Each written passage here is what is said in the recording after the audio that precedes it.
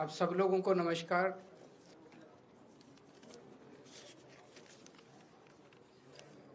प्रधानमंत्री जी ने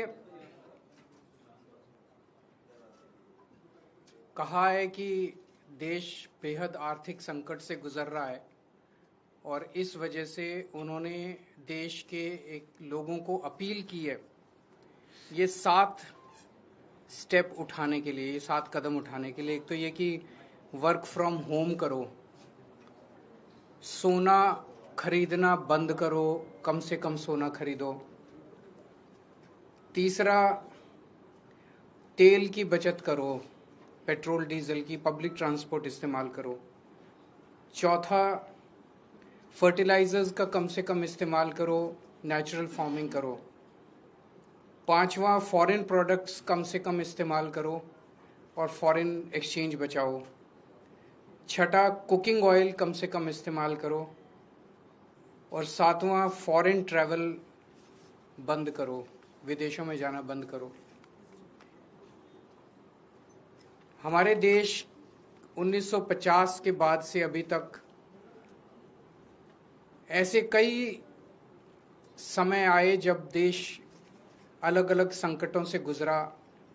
कभी अलग अलग देशों से युद्ध हुआ, चीन से, पाकिस्तान से, आर्थिक मंदी से भी गुजरा।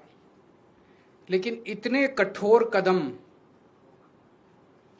आज तक कभी किसी प्रधानमंत्री ने देशवासियों को लेने के लिए नहीं कहे। मुझे याद है लाल बहादुर शास्त्री जी ने भी देश के लोगों से अपील की थी, इंदिरा गांधी जी ने भी एक समय सोना ना खरीदने की अपील की थी, अलग अलग अपीलें की थी अलग अलग प्रधान। इतनी कठोर अपील, इतनी सारी 7 इतने बड़े कदम आज तक कभी किसी ने नहीं लिया। पूरा देश इस वक्त सदमे में है। तो मेरी 3 गुजारिश है प्रधानमंत्री जी से।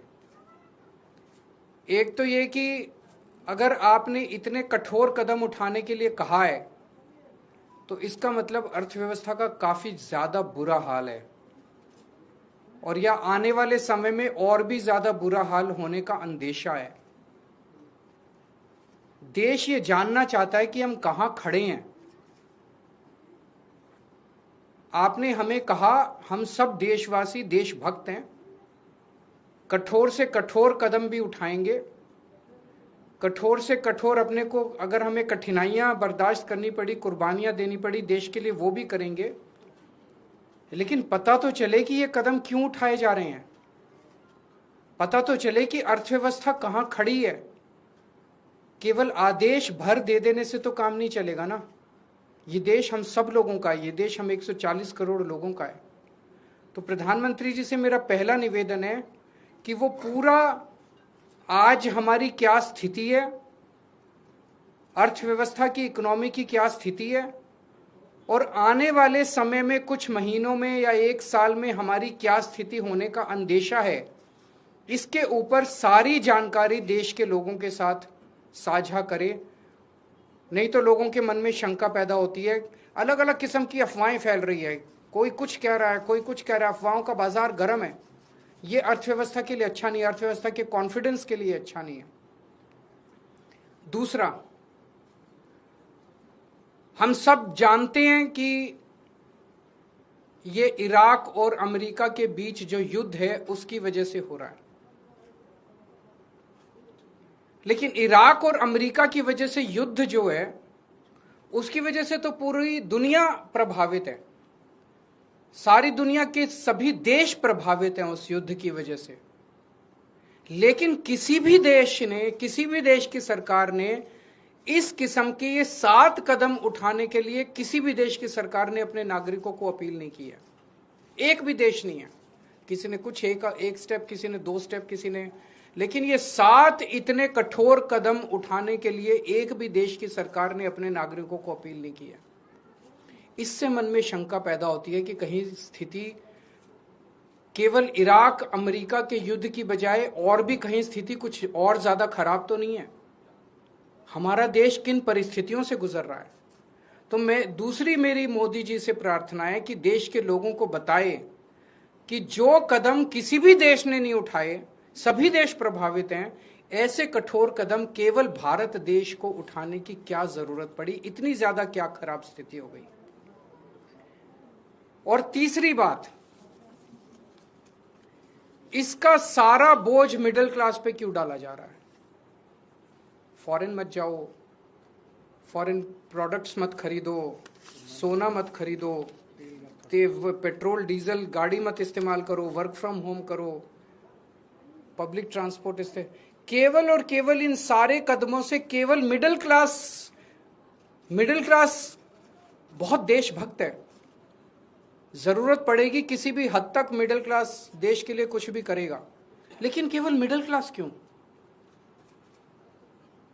सबसे पहले अगर कुर्बानी देनी चाहिए थी तो देश की सरकार को कुर्बानी देनी चाहिए थी।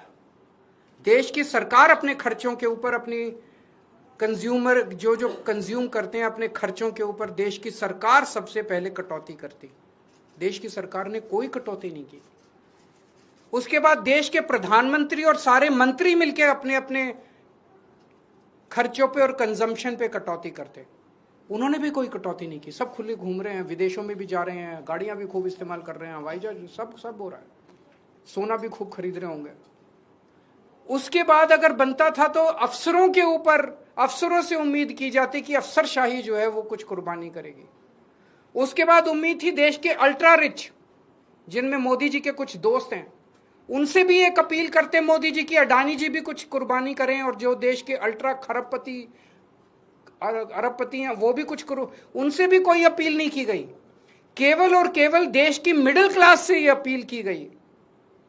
इस बात का दुख होता है। मैंने पिछले 2 दिन में कई लोगों से बातचीत की, उन्होंने कहा हम करेंगे देश के लिए कुर्बानी, लेकिन केवल हम क्यों?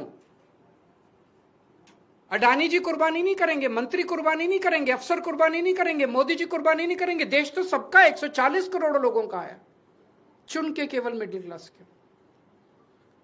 तो हम सब लोग तैयार हैं, जो भी देश के लिए करने की जरूरत है हम सब तैयार हैं, लेकिन चुन के मिडिल क्लास को टारगेट ना किया जाए और देश के साथ सारी इंफॉर्मेशन साझा की जाए। अगर आपके कोई प्रश्न है तो। सर, नीट का पेपर जो है वो रद्द करना पड़ा है। सबसे पहले मैं उन लाखों बच्चों को और उनके पेरेंट्स को अपनी तरफ से पूरी संवेदना देना चाहता हूं जो इस परीक्षा के रद्द होने से प्रभावित हुए हैं। मैंने भी अपनी जिंदगी में आईआईटी का पेपर दिया था पहले, फिर सिविल सर्विसेज का पेपर दिया था। मैं जानता हूं कि किस तरह से कठोर तपस्या करनी पड़ती है। हमारा एक छोटा सा घर होता था वहां पे हिसार में, ऊपर एक छोटा सा कमरा बनवा लिया था। 24 घंटे उस कमरे में बैठा मैं तैयारी करता रहता था। फॉर्चुनेटली उन दिनों में पेपर लीक नहीं हुआ करते थे। इतना गरीब परिवार होते हैं, वो गरीब परिवार, कोचिंग इतनी महंगी है, कोचिंग करने के लिए कई लोग दिल्ली आके रुकते हैं, दिल्ली में किराए की जगह लेते हैं बच्चे, अपने माँ बाप, कई लोगों के माँ बाप अपनी सोना गिरवी रख देते हैं, जमीन बेच देते हैं बच्चे को कोचिंग कराने के लिए, और उसके बाद अगर पेपर लीक हो जाए तो उससे बड़ा मैं समझता हूं कि धोखा किसी के साथ नहीं हो सकता। और ये नीट का पेपर पहली बार लीक नहीं हुआ, मेरे ख्याल से एक बार 17 में हुआ था, एक बार 21 में हुआ था, फिर एक बार 24 में हुआ था, और एक बार अब लीक हुआ है। 4 बार पेपर लीक हो चुका। तो पेपर ऐसे तो लीक होते नहीं है। इसका मतलब बहुत बड़े स्तर के ऊपर कुछ ना कुछ तो कल्यूजन है, मिली भगत है, पॉलिटिकल पेट्रोनेज है। मैं ये जानना चाहता हूं जिन्होंने 2017 का पेपर लीक किया था वो आज कहां हैं? उनको सजा मिली? जिन्होंने 2021 का पेपर लीक किया था उनको सजा मिली? जिन्होंने 2024 का पेपर लीक किया, सबकी बेल हो गई, सारे बाहर हैं, सबको कह दिया गया अब अगले पेपर के लीक करने की तैयारी करो। और वो कर रहे हैं, पेपर लीक पे लीक पे। ये चल क्या रहा है इस देश के अंदर? और मैं पूरी जिम्मेदारी के साथ कहता हूं, सरकार चलाना कोई आसान काम नहीं है, सरकार चलाना बहुत मुश्किल काम है। जिन लोगों से एक पेपर ठीक से नहीं होते बिना लीक करवाए, वो सरकार क्या चलाएंगे? मिले हुए हैं ये लोग। It is a case of complete कल्यूजन। लाखों करोड़ों बच्चों के भविष्य के साथ खिलवाड़ किया जा रहा है, उन सब बच्चों के साथ मेरी संवेदनाएं हैं और मैं उन सब बच्चों को बोलना चाहता हूं कि सड़कों के ऊपर उतरना